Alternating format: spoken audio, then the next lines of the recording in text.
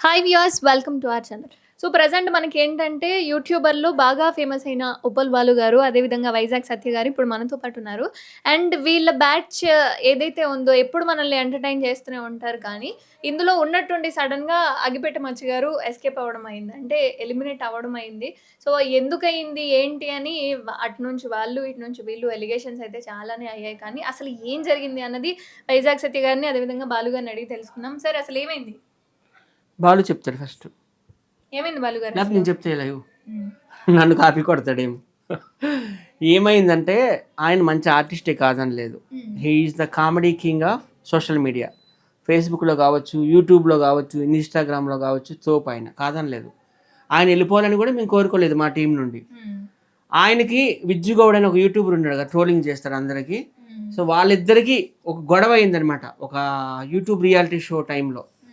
పెద్ద బాస్ అనే షోలో గొడవ అయింది. ఇద్దరికిద్దరు కొట్టుకున్నారు. ఇద్దరికిద్దరు కొట్టుకునేటప్పుడు ఆ గొడవలో వాళ్ళు బయటికి వెళ్ళిపోవడం జరిగింది. ఈ గొడవకి నాకు ఎటువంటి సంబంధం లేదు. ఎందుకంటే నేను నమ్ముకున్న వెంకటరామమూర్తి, తిరుపతి వెంకటరామమూర్తి మీద ఒట్టేసి చెప్తున్నాను. నేను ఆ టైంలో అయితే నేను పడుకొని ఉన్నాను. ఎందుకంటే అది మిడ్-నైట్ 4 o'clock అయింది ఆ గొడవ వాళ్ళిద్దరికి. ఇద్దరికిద్దరు కొట్టుకున్నారు, తిట్టుకున్నారు, ఆయన వెళ్ళిపోయినాడు. కాకపోతే నేను ఎలా బ్లేమ్ అయ్యాను అంటుంటే, ఎందుకంటే నేను టీం లీడర్ని కదా, వీళ్ళందరినీ తీసుకెళ్ళేది నేనే. షూటింగ్లు కావని ఎక్కడ అవని ఆ టీం మొత్తం సెట్ చేసేది నేనే. సో నన్ను బ్లేమ్ చేస్తున్నారు వాళ్ళు. నిజంగా నాకైతే ఎటువంటి సంబంధం లేదు. ఆయన ఎక్కడున్నా మంచిగానే ఉండాలి. అయింది. ఎందుకంటే ఆయన నాతో 7 సంవత్సరాలు జర్నీ చేశాడు. ఇక్కడ ఇదే రూమ్లో పడుకునేవాడు, ఇదే రూమ్లో తినేవాడు, ఇదే రూమ్లో కూర్చునేవాడు. ఆయన ఒక చంటి బిడ్డ కంటే ఎక్కువగా మేము చూసుకున్నాం. నేను అవ్వచ్చు, ఉప్పల బాలు అవ్వచ్చు, ఏది కావాలంటది. మిడ్-నైట్ లేచి సత్య నాకు ఛాయ్ కావాలంటే తెప్పించేవాడిని, లేకపోతే మందు కావాలంటే తెప్పించేవాడిని. నాకు ఆకలేస్తుంది, ఆయనకి మటన్ ఎక్కువ ఇష్టం. ఆయన ఎక్కడైనా షూటింగ్లు ఉంటే నేను మటన్ వండించి బాక్సుల్లో కూడా పంపించిన రోజులు కూడా ఉన్నాయి. ఆయన అంత బాగా చూసుకున్నాం. నువ్వు చెప్పు, ఒక చిన్న పిల్లర్లాగా మేము చూసుకున్నాము. చాలా తినేవాడు, కేజీకి తింటాడు బొక్కలు. మంది అయితే పచ్చి మంది తాగుతాడు. అంటే ఒక్కొక్క వీడియోకి 10,000 15,000 తీసుకునే వాళ్ళని చెప్పి ఇటు వీళ్ళు అటేమో మాకేం ఇవ్వలేదు అని చెప్పి వాళ్ళ అక్క చేయడం జరిగింది. ఇందులో ఎంతవరకు నిజం ఉంది అసలు? విజ్జుగౌడ్ షోలో అయితే మాత్రం 40,000కి నేను మాట్లాడినా, విజ్జుగౌడ్ 20,000 ఇచ్చాడు. అలాగా ఆయన ఫోన్ కూడా మిస్ అయింది అనమాట. ఆ ఫోన్ కూడా విజ్జుగౌడ్ ఇస్తా అని అనిండు. అగ్గిపెట్టి మచ్చలు ఫోన్ మిస్ అయింది. షూటింగ్లో కామన్ కదా ఇవన్నీ, వాళ్ళు తీసేయడం, వీళ్ళు తీసేయడం ఇవన్నీ. అయితే వాళ్ళకైతే మేము ఒక 20,000 బాకీ ఉన్నాం, ఒక సెల్ ఫోన్ అయితే బాకీ ఉన్నామమ్మ. అది విజ్జుగౌడ్కి మొన్న నేను ఫోన్ చేసి అడిగాను, నాకు వాళ్ళు కాల్స్ చేస్తున్నారు, 20,000 బ్యాలెన్స్ ఉంది అడుగుతున్నారు, తర్వాత సెల్ ఫోన్ అడుగుతున్నారు అని అంటే, మా మైకులు పగలు కొట్టాడు అని అన్నారు. మరి మేము ఇవ్వమా అని విజ్జుగౌడ్ అంటున్నాడు. అది జరిగిన కథ. ఏమైంది బాలు గారు, చెప్పండి, మీరు చెప్పండి.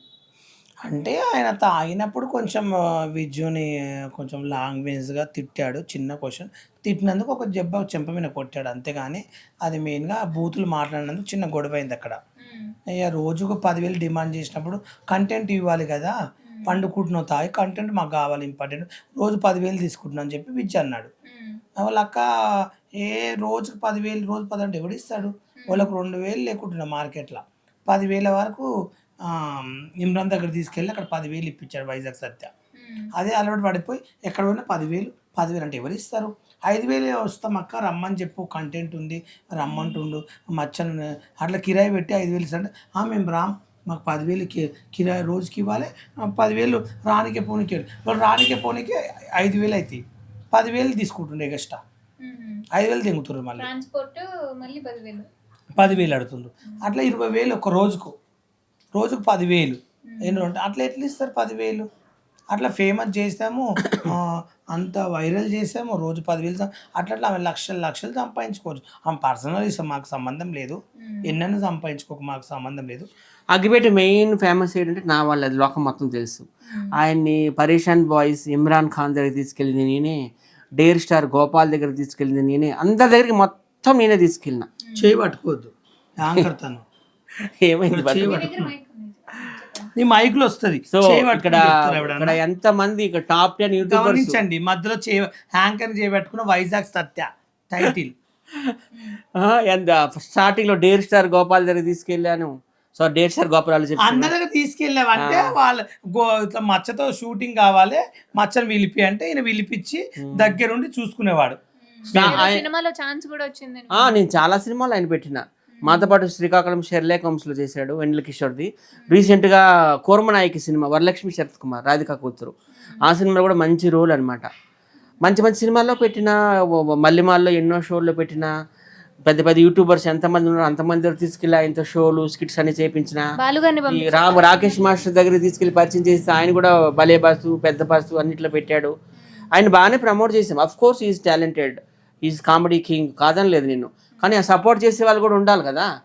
అది కుర్చీ తాత కూడా మీ మీద ఎలిగేషన్స్ వేసినాడు. అందరూ వాళ్ళు వీళ్ళని కాదు, మా ఇంటికి రావడం, తినడం, పేరు సంపాదించుకోవడం, నా మీద బురదేసి వెళ్ళిపోవడం ప్రతి ఒక్కరికి అలవాటు అయిపోయింది.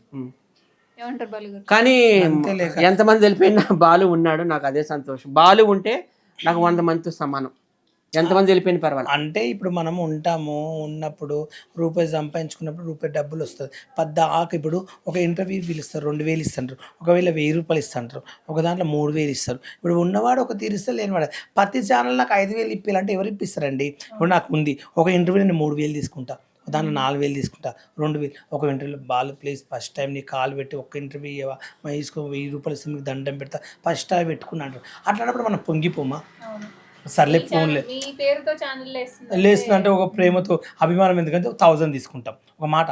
పద్దాక నువ్వు 1000 తీసుకుని నాతో 2000 తెంగినవా, నువ్వు 1000 రూపాయలు తీసుకుని నాకు 100 ఇస్తున్నా అని చెప్పి ఇలా సత్యని అనడం. వాళ్ళు తీసుకుపోతాడు, ఈడే క్యాబ్ డబ్బులు పెడతాడు, ఫుడ్ పెడతాడు, రూమ్లో వంట పెట్టుకుంటాడు, అన్నీ చేస్తాడు. ఇది మీద డబ్బులు తెంగినావా అంటారు. సత్య డబ్బులు తీసుకోడు. 2000 వస్తే తాత 1500 తీసుకో, 500 నాకు వీడికి అయినాయి, నేను పెట్టిన నేను తీసుకుంటున్నా, కానీ నీ డబ్బులు నువ్వు తీసుకో అని అంటాడు. అట్లా కూడా ఈయన క్యాబ్ డబ్బులు పెట్టుకుని కూడా తీసుకుపోయేవాడు. ఎవరి దగ్గర అట్లా డబ్బులు తీసుకోడు. మరి ఈయన కూడా ఎక్కడి నుంచి వస్తాయి డబ్బులు?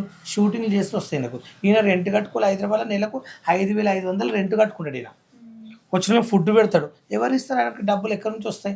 ఇప్పుడు ఎంత ఉన్నా ఆయన ప్రాబ్లమ్స్ ఆయనకు ఉంటాయి. ఇప్పుడు నన్ను ఏమంటే ఒక రోజు ఇస్తారు, 2 రోజులు ఇస్తారు. రోజు నేను ఎందుకు ఇస్తాను డబ్బులు సత్యకు? ఆయన ఏ రోజు ఒకరిని 1 రూపాయి అడగాడు. ఏదైనా చెప్తాడు, తాత ఇంత ఇస్తున్నాను, ఇంత తీసుకుంటున్నా. బాలు నేను ఇంటర్వ్యూకి పిలుస్తున్నాను, 2000 ఇస్తున్నారు, నాకు ఒక 1000 రూపాయలు ఇస్తాను అంటాడు. మొన్న ఒక ఈవెంట్కి వెళ్ళాం వైజాగ్, ఇద్దరు 10,000 ఇచ్చారు. నాకు 10,000 ఇప్పించాడు, సత్త 10,000 తీసుకున్నాను. ఇంకో దానికోతే బాలకి 5,000 ఇవ్వండి, నాకు 2,000 అంటే చాలు, నేను వస్తాను, బాలకి 5,000 ఇవ్వని చెప్తాడు. అంటే అతను వాళ్ళకి ఎక్కువ ఇచ్చిన 2,000 తీసుకుంటాడు. అంటే ఈయన కూడా ఖర్చులు ఉంటాయి కదా. నేను కూడా పని చేస్తున్నాను కదమ్మా, ఇప్పుడు అందులో నేను కూడా వర్క్ చేస్తున్నాను కదా. ఎంట్రీ అనుకో నేను కూర్చుంటాను, ఏదైనా షో అంటే నేను కూడా ఒక కంటెస్టెంట్ లా చేస్తాను. నాది నేను తీసుకుంటా, వాళ్ళకి ఇస్తా. నేను ఎప్పుడూ ఖర్చు పెడతా కానీ ఒకరు సొమ్ము తిన్ను. ఒకటే నేను చెప్తున్నాను, లక్షలు ఇచ్చారంటున్నారు. అది ఆయన ఏం హాలీవుడ్ సినిమాలో ఆయన డైలాగ్ పెట్టలేదు కదా, తెలుగు సినిమాలోనే కదా. త్రివిక్రమ్ శ్రీనివాస్ గారు ఆఫీస్ ఇక్కడే ఉంది, తామన్ గారు ఆఫీస్ ఇక్కడే ఉంది. వెళ్ళండి, ప్రూవ్ చేయాలన్నమాట. ఎలిగేషన్ చేసేవారు లక్షలు ఇచ్చారంటున్నారు కాదు. నువ్వు తీసుకుపోయి మూవీలో పెట్టడం కాదు అక్కడ మెయిన్. అసలు ఆయన తాయి ఎక్కడ పడితే అక్కడ పండుకుంటాడు. మెయిన్ క్వశ్చన్ ఆయనని ఈయన తీసుకెళ్ళి ఆ టైం ఇప్పించి అట్లా చేపడమే గొప్పతనం. ఇప్పుడు ఈయన లేకుంటే ఆయన ఎలా వెళ్ళేవాడు? ఒక మాట, ఎలా వెళ్ళేవాడు? ఆయనకి ఏం తెలుసు అని వెళ్తాడు?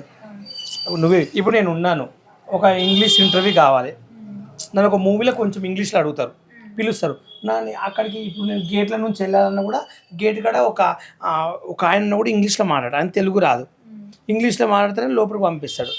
ఆ ఇంగ్లీష్ మాట్లాడితే నాకు ఇంగ్లీష్ రావాలి కదా, నాకు రాలేదు. నేను సత్యం తీసుకెళ్తాను, సత్యం మొత్తం మాట్లాడతాడు, లోపల తీసుకెళ్తాడు 4వ గేట్ వరకు. ఒక ఇప్పుడు అంతే కదా. ఇప్పుడు మనం రానప్పుడు ఏడవనికి మనకు ఆ యాక్టింగ్ వస్తుంది, కానీ అక్కడ వెళ్ళి మనం ఏం మాట్లాడతాం, మనకేం తెలుసు? అది చదువుకున్న ఒక ఆయన ఉంటేనే ఎక్స్ప్లెయిన్ చేస్తాడు. తీసుకుపోయి ఆడిప్పించి ఆయనకు డబ్బులు 20,000 ఇస్తే చేతిలో పెట్టి ఇవి ఇంటికి తీసుకెళ్ళి మీ భార్యకి ఇలా చేయని ఎవరు చెప్తారండి? ఒక మాట తీసుకుపోయినానుకో, అక్కడ ఆయన 20,000 ఇచ్చినానుకో, 2,000 చేయబెట్టి మిగతా డబ్బులు సదా తెచ్చుకుంటే వాళ్ళు ఏం చేస్తారు? ఒక మాట ఏం చేస్తుండే సత్యం, నేను తీసుకుపోయాను, నేను తీసుకున్నా బరాబర్ అంటే ఏం చేస్తారు? ఒక మాట తీసుకోలేదే, తాత ఇంత ఇచ్చారు, ఈడేమో ఎత్తుకోలే కదా డబ్బులు. అయితే అది ఆ కవర్లకి వెళ్ళి కొన్నాయని తీసుకోలే కదా, మొత్తానికి రూపాయి కూడా తీసుకోలే. అంటే గ్రేట్ అనుకోవాలా లేదని మీరే చెప్పండి. నేనైతే అలా చేయకుంటే 20,000 10,000 ఆయనకి ఇచ్చిన 5,000 తెచ్చుకునేవాడిని. నేను తీసుకుపోయినందుకు మరి నాకు కూడా రావాలి కదా రూపాయి. అట్లా ఎవరికైనా ఆశ ఉంటుందా? ఎవరికైనా ఆశ ఉంటుంది. అది నేను చెప్పేది. ఎవరమైనా రూపాయి, ఇప్పుడు ఒక ఆర్టిస్ట్ కావాలని కోరుకుంటాం మనం. సత్యని ఇప్పుడు ఒక విషయం పోని, నాకు సత్యని బర్త్డే వీడియో చెప్పవా, లేకపోతే సత్యం తీసుకురావా ఈవెంట్కి నీతో పాటు, మా షాప్ ఉంది ఒకటి, సత్యం కూడా దొరికొచ్చుకునే ఫ్రెండ్ అంట. నేను సత్యకి ఏం చెప్తా, సత్య నాతో పాటు ఒకటి ఉంది, నన్ను మా ఫ్రెండే రమ్మంటున్నాడు, నీకు ఒక 2,000 ఇస్తాను చెప్తా. నేను సత్య పేరు మీద చెప్పుకుని 10,000 తీసుకుంటున్నాను, అది నా ఇష్టం, నా పర్సనల్ అది. నేను సత్యం తీసుకొని 2,000 ఇస్తున్నా. ఇప్పుడు సత్తు ఉన్నాడు, బాలు ఇక్కడ రా అంటాడు, మనం అక్కడికి వెళ్దాంపా, వాళ్ళు ఇంత ఇస్తారు, నీకు ఇంత ఇస్తా అమౌంట్ అంటారు. అది ఎంత ఇస్తున్నారో నేను సత్యాన్ని అడగను కదా, సత్య ఎంత ఇస్తున్నా తీసుకుంటాను.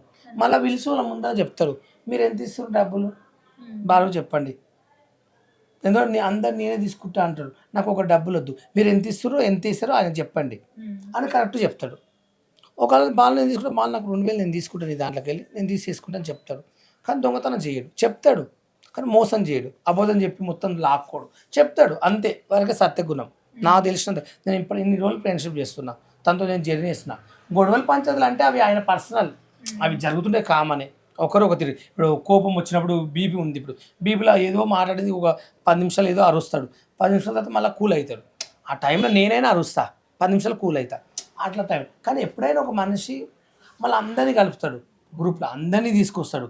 అసలు సత్య రూమ్కు రాని సెలబ్రిటీ లేదు యూట్యూబ్లో, ప్రతి ఒక్కరిని వెంట పిలుచుకుంటాడు. నేను మళ్ళీ ఎవరిని పిలిచిన ఎవరైనా దోస్తాను చేయను, వాళ్ళందరూ నేను కలిసానంటే సత్య వాళ్ళనే కలుస్తాను. మళ్ళీ అట్లా మోసం చేసేటోళ్ళకి ఏం చెప్తారు? మోసం అంటే చూడండి, ఒకసారి రూపాయి వస్తుంది, ఒకసారి రూపాయలు, కానీ ఒకటేసారి మనిషితో ఫ్రెండ్షిప్ చేసినప్పుడు ఒకే తీరు ఉండండి. కొన్ని రోజులు వాడుకుని, కొన్ని రోజులు వదిలేసి, కొన్ని రోజులు ఫ్రెండ్షిప్ చేసి, కొన్ని రోజులు చీ అనడం కరెక్ట్ కాదు. ఫ్రెండ్షిప్ అనేది సత్యదాకా ఉండాలి. ఒకరు సొమ్ము తిన్నా, ఒకరిని వాడుకున్నా, ఒకరు హింసించిన ఒకరు ఎప్పుడు బాగుపడరు. దేవుడు అంటాడు పక్క చూస్తాడని నా ఫీలింగ్. Thank you.